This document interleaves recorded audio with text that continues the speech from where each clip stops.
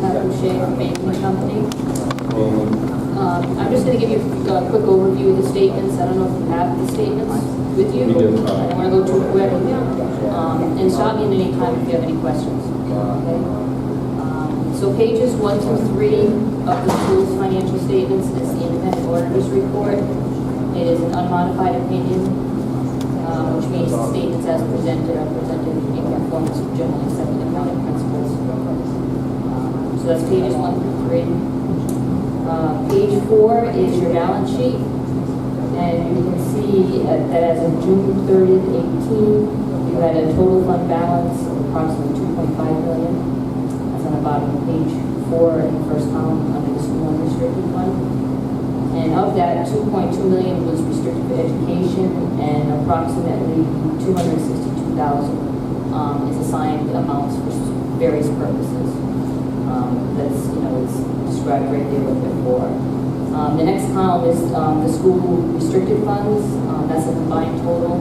The detail of that column starts on page 15. That had a total fund balance of approximately $71,000. The majority of that is your school lunch fund. That's about $67,000. The balance is just some small grants of about $4,500. And on page 5 is your statement of revenues and expenses. The change between your revenues and expenses or your increase in fund balance for the year was approximately $42,000. You can see that at the bottom of the page, right above the beginning of the year fund balance and the end. They come down to $2.5 million. So that's page 5, statement of revenues and expenses. And then I'll draw your attention to page 13, which is your budgetary statement. You had a budgetary surplus for the year of $41,000. And of that, you had a positive favorable variance on your revenues of approximately $83,000 and unfavorable on expenditures of about $42,000. So that's a quick overview of the financial statements. I mean, the report is not that big, but just a couple other highlights. There were no proposed audit adjustments as part of the audit, so that was a good thing. And we had no internal control findings or compliance findings, and there was no management letter that was issued. So we had findings to report as well. Well done. So it was, went very smoothly. So I don't know if anyone has any questions about financials or. Okay. Thank you very much. Thank you very much.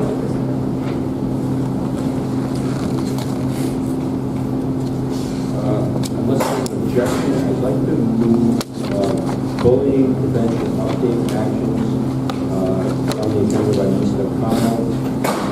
I know that former committee member Gillette is here and wants to address us.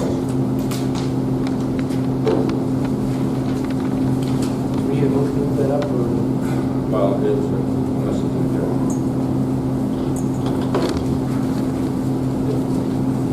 Good evening, thank you. My name is Leanne Gillette, 49 Orchard Street. I'm here to talk about bullying. It's been a very long decision in my household to come forward with this. But before I begin, I do want to emphasize this is not a bash in any way, shape, or form towards the administration, towards Mr. Lahar, Mr. Williamson, who's no longer here, or any of the teachers. As a matter of fact, if it weren't for them, I don't know where my daughter would be today. So I just want to put that out for everyone. I also have a letter here that my daughter handed to me as I was going out the door. She cannot be here tonight to read this, and she asked if I could read it on her behalf. She has softball practice and being captain of the team for tryouts. She has to be there. I apologize, I'm shaking. I've never read this until tonight, and it's pretty gut-wrenching. Hello, my name is Elizabeth Gillette, and I'm a senior here at the high school. Before I begin, let me tell you a little bit about myself. I'm a student athlete, as well as a 2-year softball captain. I'm the student council treasurer.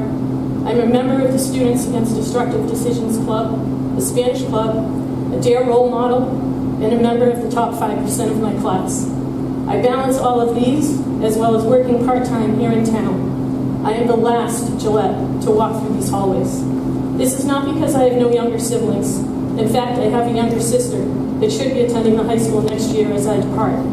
But here I stand as the last Gillette to walk through those doors as a student after many Gillettes before me. My sister does not leave for LaSalle or Mount St. Charles or Moses Brown. She does not leave because she's a Division I athlete whose destiny lies in the top sports school of the state. In fact, she leaves because she was let down. I'm sorry. She leaves. In fact, she leaves because she was let down. Actually, let me rephrase. She leaves because she was struck down time and time again for being herself. Now, I know that bullying makes an appearance at every school, and that bullying is nothing new to any time period. But I stand before you to tell the stories of those who walk in your hallways that are too afraid to speak up for themselves. I will tell it through what I witnessed my sister go through. My sister and I are like any other siblings. We fight, we yell, but at the end of the day, we are best friends. She gets up just like you or I. She gets dressed the same, eats the same, wants the same things, such as happiness, money, sleep, and to meet her favorite celebrities. While being so similar, we pride ourselves in being independent and not following the status quo. But it seems that while I never faced external issues for my independent nature, my sister faced enough for both of us. She's very smart, very witty, and humorous, and very passionate. She wants to open a bakery when she's older. She doesn't know, but she's my hero. But because she does not look and act like the rest of her peers, she's bullied. As you think to yourself that bullying is nothing like it used to be, you may ask, was there physical violence? And while no, there was no punching or hitting, there were some accidental collisions. And you're right, that's nothing like it used to be. But I believe bullying today is much worse. Bullying today plays a role on emotional states more than physical. Makes someone believe they're so worthless that they believe something is wrong with them. But do not take my words for it. Take the words and thoughts of my sister, who was disgusted with herself because of what other people said. They called her names, profanities, sexual slurs, told her she would be better off gone. And as a preteen, she believed them, coming home screaming in tears, asking to be taken to the doctor to be fixed, asking to be taken to the hospital, looking for medication to fix her, looking for reasons why she wasn't good enough, looking for reasons and answers to solutions to a problem that only existed because her peers made her feel like being herself was not worth living. I'm so sorry. I know and say with certainty that my sister is not alone in these struggles. I know and say with certainty that within these school walls, there are sincere issues that should not be dusted under a mat, or looked upon and addressed with one brief conversation and deemed solved. Students in your schools are greatly struggling with their own identity, and I stand here asking you to help those students. The school district, with the aid of the student council, has implemented a new core value, inclusion. I believe it is time that inclusion is truly reflected through these walls, that individuality is embraced. And these values are more than encouraged by faculty and representatives of our town. I believe it is time that people can be themselves and not question their self-worth. And I ask all of you to aid in this process, to advocate for the students who are too shy to speak up for themselves. I ask you to be the leader that these kids of this town need. Thank you for your time. Sorry. So that was my daughter's. I came up with my own things that's not nearly as powerful as that, but I'm just here to tell you that it does exist. It is here. I talked to Mr. Lahar. Mr. Lahar is aware. He was wonderful. Mr. Williamson was wonderful. Her teachers were wonderful. I don't have a solution. I've been in education for 24 years. I don't have a solution, but it's here. And this isn't just a one-time thing that you can bring in a speaker, that a speaker comes in and talks, because then it's gone. It's a culture. Actually, my daughter who went through this, she left. She's now at Founders Academy. And she has to do a portfolio in order to be able to get into Beacon. one of the things she had to write about in her portfolio was how his founders helped her. If I could get her to give me what she wrote, she speaks very much from the heart as far as what she went through. And it's, I'll try to summarize it, it's if you are in this group, you're left alone and you're fine. And you're labeled by this group, and you can't get out of that group, no matter what you do. And then there's the students who are, and I'm putting it literally, there's this group, and then there's this group. The higher group, quote unquote, the lower group, quote unquote, it's the ones in the middle that fall. They're falling between the cracks. My daughter was called names every single day. She slept on the floor in my bedroom and had to physically touch me every night for 6 months. If I moved and my hand came off of her, she sat up gasping, panicking. When I say I could not console her, my husband and I got to the point where we thought we had to go to Bradley. I couldn't console her. I had it videoed because I didn't know what else to do. It was posted on Instagram. It was put on Snapchat. We took her off of everything. Kids would take pictures, they'd post things. She was the fat kid. She was the lesbian. She was to the point that she looked at me and she goes, "Mom, I don't think I'm gay, but these people think I'm gay. Do you think I'm gay?" And it's awful. It's awful. She had things, dumped on her. She had things thrown on her. It was really difficult, and that's why we left. And since we've left, we've met 6 other families that have left North Smithfield. The same thing. That's all I have to say. Thank you.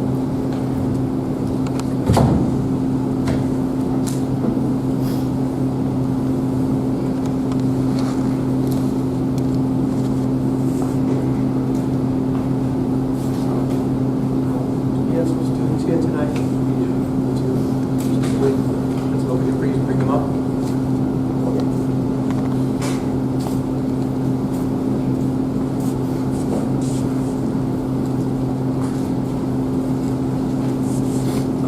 I knew this item was on the agenda, and I just wanted to address how we deal with it at the high school. And I can't speak for the middle school, what goes on at the middle school, the issues at the middle school, but I always refer to my kids as adults in training, right? So sometimes they make mistakes, we learn from those mistakes, we move on, but we don't tolerate the bullying. Anytime we're aware of it, we're on it right away. Mr. Boss said, I think he's had 8 cases of reported bullying in the last 2 years. Of those 8, 3 of them actually turned out to be bullying issues, and they were addressed. But what I'd like to do is, I have some students here that come from the high school, and I'd like you to hear first hear from them what our culture is like at the high school and how we address it, because we do it every day. Inclusion is our newest core value, and that's put in place for a reason. Part of it is bullying. There's a lot of issues that have come up since, but it's a culture that we've developed to try to be on top of that type of thing. And I don't want to be up here telling you that it's all roses. There are some instances that happen, but we deal with them. So I actually brought George and James with me today. They're both on our school improvement team. And I told them that this was an agenda item. I wanted you to get a perspective of what it's like from a student, because I'm sure it happens. But how do we deal with it? This is George Malian. Just identify yourself, speak into the microphone. Hi, I'm George Malian. I'm a senior at North Smithfield High School. So I just had something that I quickly wrote up and thought it might accurately portray who was a high school student at North Smithfield High School as well. So, as a senior at North Smithfield High School, I've had the opportunity to closely observe the culture of my school. As a class officer, I've had an even greater opportunity to observe the culture of my grade. While it would be misleading of me to assert that bullying does not exist at North Smithfield High School, I can confidently say, in my own personal experience, and only of my own, that it is not a widespread issue at North Smithfield High School. I have known NSHS to be a beacon of acceptance and kindness, not one of cruelty and harassment. I have known our school to be a place where people support each other and provide for students when they are in need. The lack of social cliques and lunchroom politics create an environment where everyone feels welcome. While the vast majority of my peers have had the same experience as me, there are undoubtedly some that have not. Unfortunately, cruelty is often a hallmark of adolescence. There are students at our school who have felt the ferocity of merciless inhumanity. There are those who have not been shown the acceptance and care that characterize our school. For those students and for the ones who will fill their shoes, I hope for gentler and more amiable community. While our hearts ache for those who have been scarred by the horrendous effects of bullying, I believe their experience is thankfully to be unique. While I cannot directly attest to the culture of grades below mine, I can express that I have known North Smithfield High School to be a place of exceptional kindness and compassion. Thank you.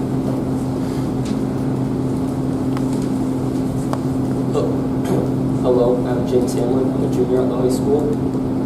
And I don't think bullying is a very widespread issue. I do know it exists, but I don't think it's a very prevalent thing. I'm a member of sports teams year-round, and I'm in multiple different clubs and organizations, so I tend to meet a lot of different people in the school from all different interests and different grade levels. And for the most part, bullying's not an issue. Although, when there are cases, I feel our school handles them very well. Because we're such a small school, the teachers and staff get to know the students really well. Many sophomores, juniors will have the same teachers multiple years in a row. So whenever there's a bullying issue, they have someone to go to.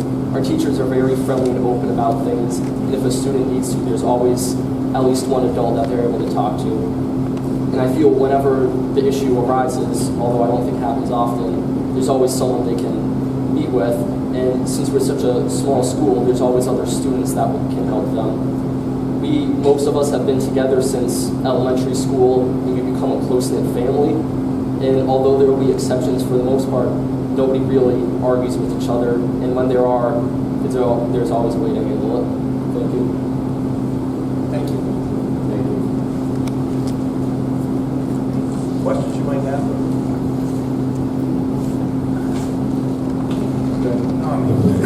I appreciate that, guys. Thank you very much. But Ms. Gillette, this seems like this was something that's happening in middle school, right? So, again, I appreciate the culture in high school is different, but what's happening in middle school? In preparation for this, I did ask representatives from each of the grade levels of the schools to be here. So Ms. O'Hara is here. Ms. Dado couldn't make it, but she has some information that she sent that she would like to share. Every school has, we have social workers, psychologists, school counselors. We have very involved teachers, and we have age-appropriate initiatives in place and supports. So every school is a little bit different in the way that they approach it because of the age group. And well, I'll wrap it up. So I don't know if Mr. O'Hara, if you want to talk about the initiatives at the middle school. Sure. Guys, thank you. Yes, thank you. Sorry, I'm a little. I don't want to. You're okay. That letter kind of took me back a little bit. I know Leanne well. We have worked together. I'm familiar with the issue. We met several times on the issue. I was under the assumption that we did a good job of solving the issue. And that we had good systems and structures in place. And that the issue was solved. So to hear that letter is upsetting to me. So I would be happy to reach out to you later and follow up because, like I said, I was under the impression that we handled that pretty well. Can I just add, you did everything you needed to do. My daughter begged us. It makes it worse. And it's not I'm telling you, it is not Mr. Lohart by any means. And please hear me that I'm saying, I don't blame you. I am not pointing fingers at anyone. It's the way the system is set up. You have to report something. You have to, the way it's set up, you report it. You then have to call in the people that you are claiming something happened against. Well, once you do that, now you're the snitch. And once you're the snitch, no, that person won't come back and say anything to my daughter, but she tells her friends. So please, it's not you. We stopped going forward because it was making it worse. I just want that to be clear. It's not you. for me personally, I echo a lot of the sentiments of the gentleman that spoke. I do think we have a very positive culture here. Like I said, we have incidents where it may not be positive. Sounds like absolutely, but I do think that they're the exception, not the rule. I do think we have a very strong, positive culture here at the middle school. I think one of the things that we've done, or that we've tried to focus specifically on, when we address issues of bullying and social acceptance and whatnot, is for us, middle school is a very tough age. You have kids who are coming in, as little kids, and they're leaving as preteens when they go to high school. A lot of the kids, when they come into school, their best friend is their parent's best friend's kid, or their neighbor, or a kid they were on a team with. Middle school is where kids start to identify their own peer group. Oh, he likes the music I like. He likes the videos I like. Different groups start to form. What happens is, as kids' social construct begins to change, there's always tension between the new group and the old group. There are kids who are left out. There are kids who were perfectly fine the way the group was, and didn't want to see things change. So we see a lot of that where kids are developing, and it can get ugly because it's a difficult time as they're maturing.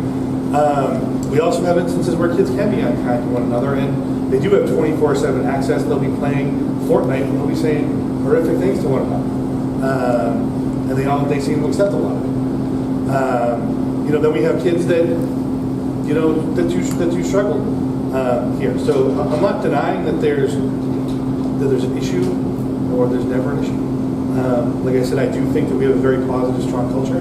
I think for us, the key word for us is empathy. You don't have to be friends with everybody, but you should care about everybody.